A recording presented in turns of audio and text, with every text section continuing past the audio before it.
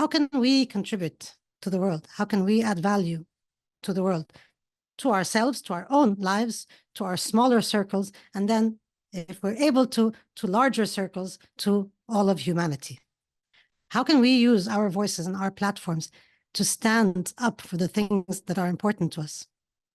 How can we make sure that our actions serve our collective humanity and not only serve ourselves? Welcome to Happiness for Humanity. I'm Rania Badreldin, the Happiness Consultant from Egypt. Join me and my guests for an hour of meaningful conversations for a happier world.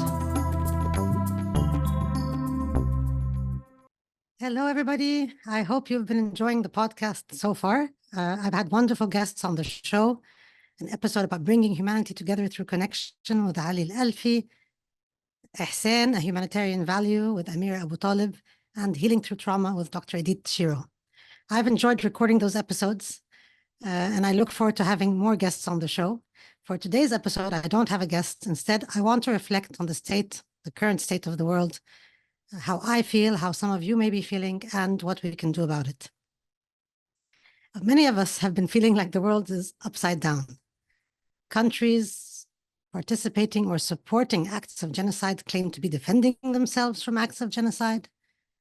Lies continue to be presented as facts with no proof whatsoever, while well-documented facts continue to be questioned as lies. Those who speak up against gross injustice are accused of supporting terrorism, while those performing actual acts of terrorism continue to play the victim card. So indeed, sometimes it feels like the world is upside down. It's really just a world in extreme turmoil and crisis. Now, it's hard to feel hope in times like these because we feel that we have lost control. We feel helpless and frustrated, in addition to feeling heartbroken and perhaps disillusioned.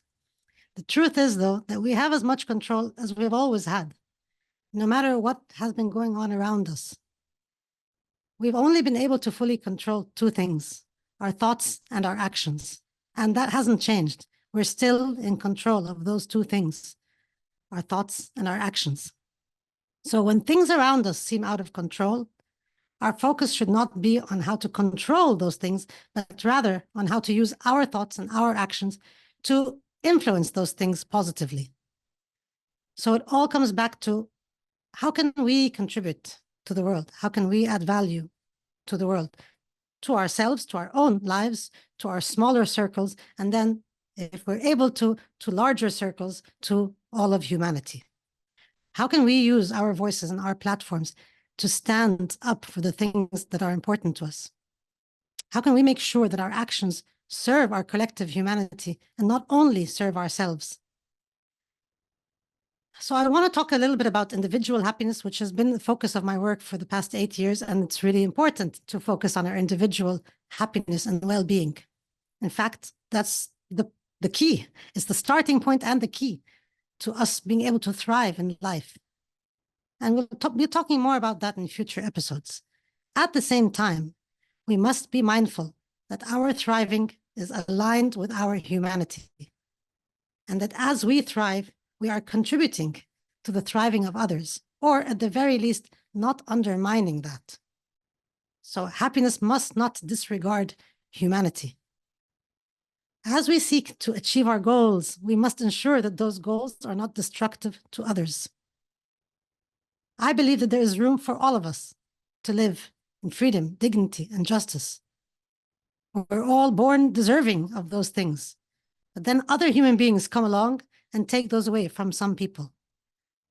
This must stop, and no matter what some will have you believe, there is no justification for us to continue to kill one another in the thousands and hundreds of thousands, at least not in my opinion. Now, I've come to realize that for years, we have been talking about the wrong things.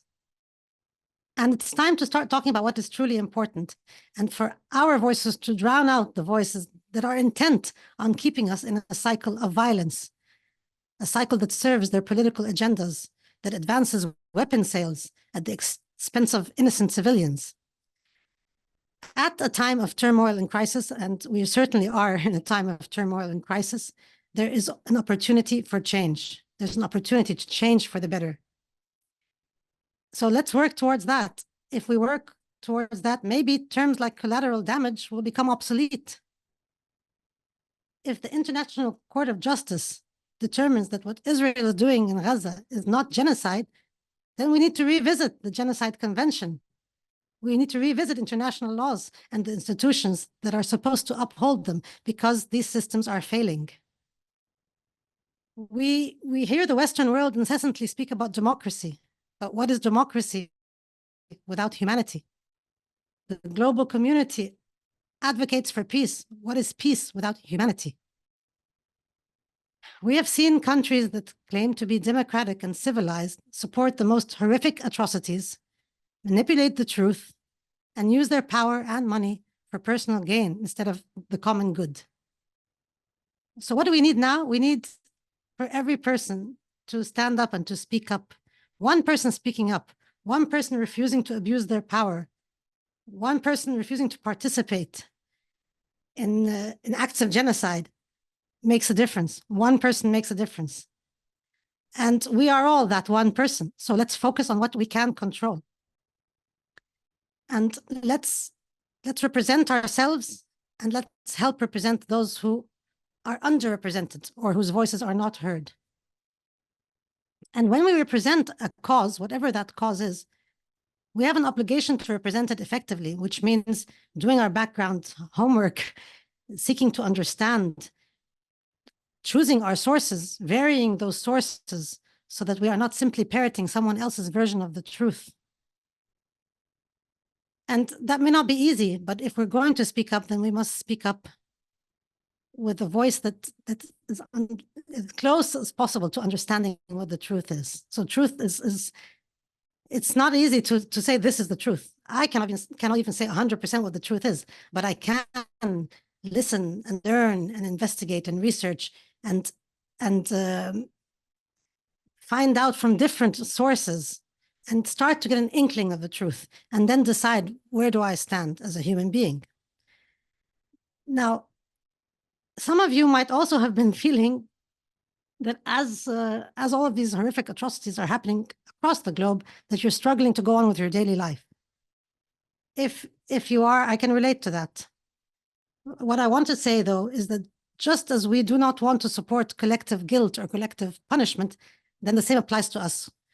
It's easy to sometimes feel guilty about finding peace or joy in our day because we know that others may not be able to find that. I understand.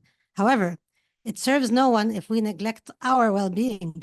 It serves us all, for all of us to take care of our well-being, for all of us to be able to stay strong, to use our voices to uplift ourselves and one another, especially when there are others who are not able to do that.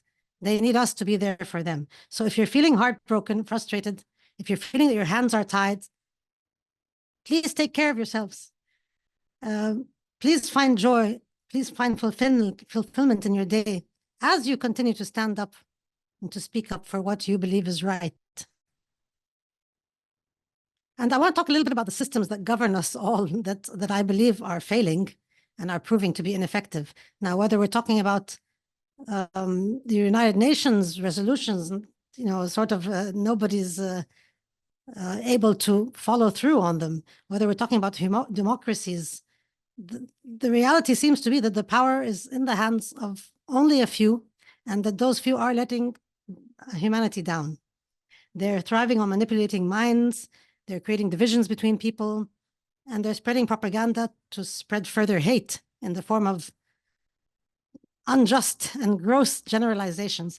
So then you have someone like Sam Harris in his podcast, Making Sense, in an episode entitled The Sin of Moral Equivalence, make the statement that, quote, Israel remains a lonely outpost of civilized ethics in the absolute moral wasteland that is the Middle East, unquote.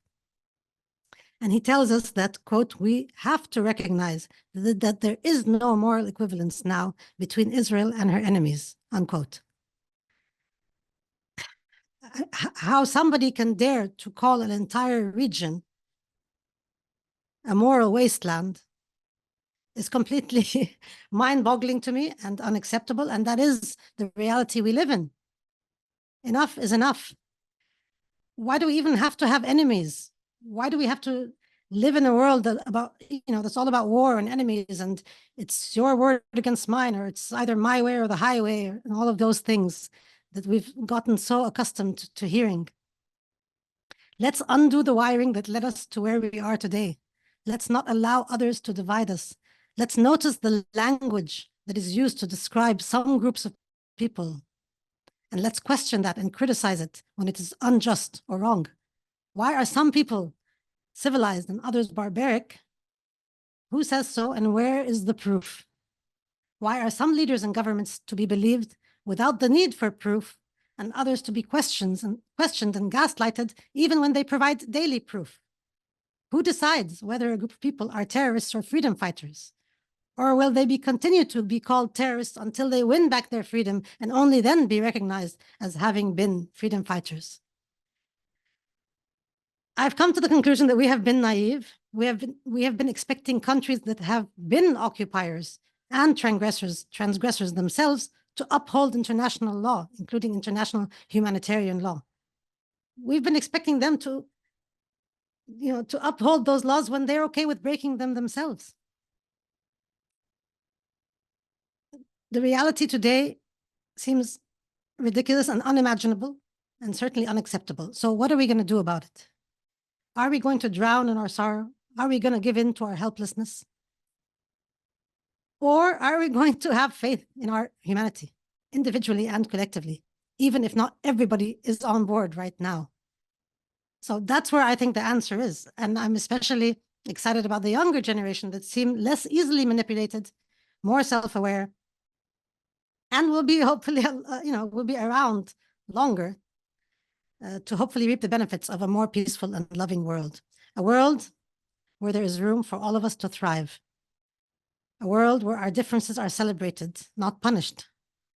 A world where each individual recognizes and applies their inner strength and beauty, and recognizes the same in their fellow human beings. Change starts with us, and from there it spreads. The world can be a better place, and that's up to us. So please remember that each individual counts, and that our collective actions do add up. Our words matter. So when the world seems upside down, please stand right side up and stay standing. And if some days are harder than others, that's okay. Do what you need to do, take a break, spend time with your family, with your friends in nature, focus on work, do whatever you need to do. And then please stand again. Stand for what's right. Stand for yourself. Let all your actions,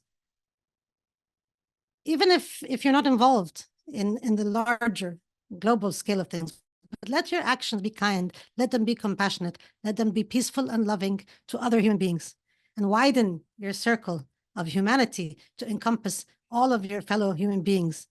Recognize the goodness inside each one of us. To me, that's the solution. That's the answer to living in a happier, more compassionate, more just world where freedom and dignity are available for all of us. It's not a world, I know, I'm not sure if I will see it in my lifetime, and that's okay. I've learned that attachment to the outcomes is the most depressing thing to do. So one must do what one does, stand for what they believe without attachment to the outcomes. That's what I'm working on. Some days are easier said than done. But let's keep doing that. Let's keep coming together for what's good. Let's keep coming together as one. This is the shortest episode I'll probably record. I'll see you guys in a couple of weeks with a new guest. And please, please, please give me feedback on the previous episodes. Give me feedback on this podcast. Let me know, are you watching on YouTube or are you listening on one of the podcast platforms? Which one? What's your favorite? What do you think of the episodes so far? What would you like to see in the future? What do you want to hear more? What do you want to hear less of? And if the platform has an opportunity for you to rate or review the podcast, please do. I'd love to hear from you. I look forward to recording more episodes. See you soon. Bye. Thank you for tuning in to today's episode. Join me every other Thursday for a new one. Happiness for Humanity is available on YouTube and your favorite podcast platforms. If you found this episode valuable, please share it. Let's come together for a happier world.